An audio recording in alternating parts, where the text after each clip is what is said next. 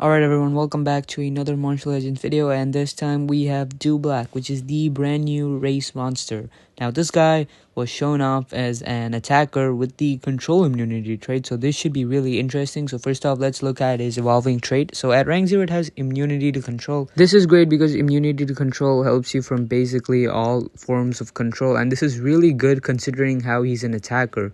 So this is a really good rank 0 trait he has. And at rank 1 he has hardened. Now this is not really the best trait. It is the worst umbrella trait, but it's better than immunity to one form of torture.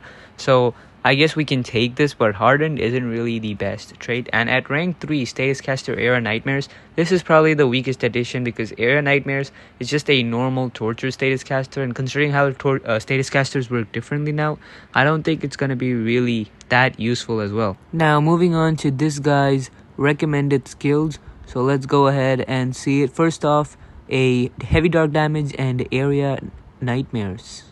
Okay, that's pretty good. Then it has massive dark damage to one enemy, nightmares, and life regeneration. This is really good. It's only a 1-turn cooldown, and it does massive dark damage, and it's a self-supporting skill. This is really good. Let's add this on.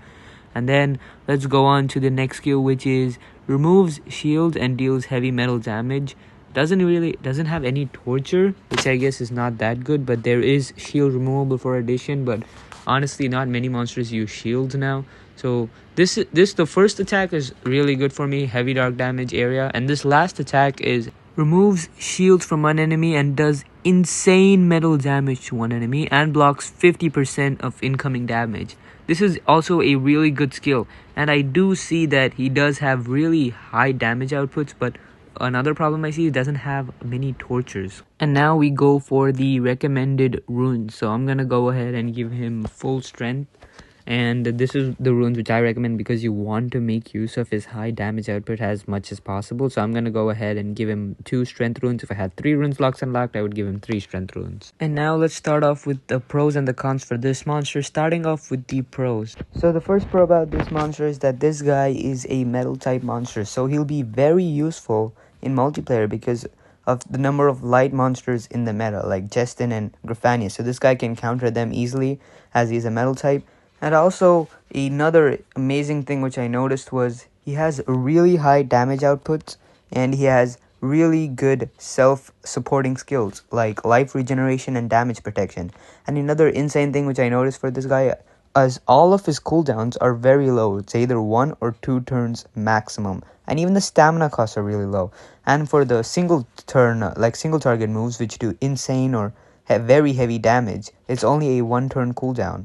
Like, this is really good. So even if you get cooldown activated, you're not gonna be facing that much of an issue. So this makes this guy basically immune to all forms of denial, including cooldown activation.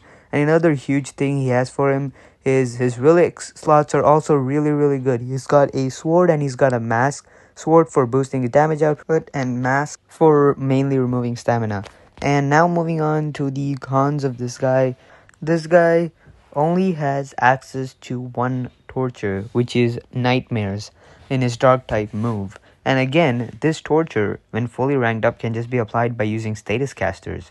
If he had maybe some metal type related torture, it would be way better. Maybe access to nanovirus might have been better, maybe something similar to that. But having only nightmares as the only torture he has makes him heavily rely on his damage outputs, which is good, but there's only so much you can rely on damage outputs. For example, some monsters like maybe tanks, it's just going to be really hard to kill them off with damage outputs, and in these cases tortures just end up doing way more damage than just raw normal damaging skills. So not really having an access to another torture is a really big con for this guy.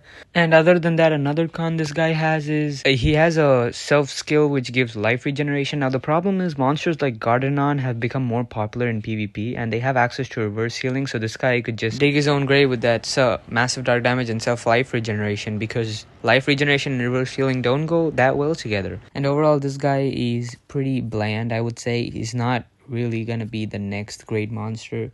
I'd say he's average, maybe even below average. The only thing that's good for him is that he's from a new Historia era, so he has better stats than the Multiverse era monsters.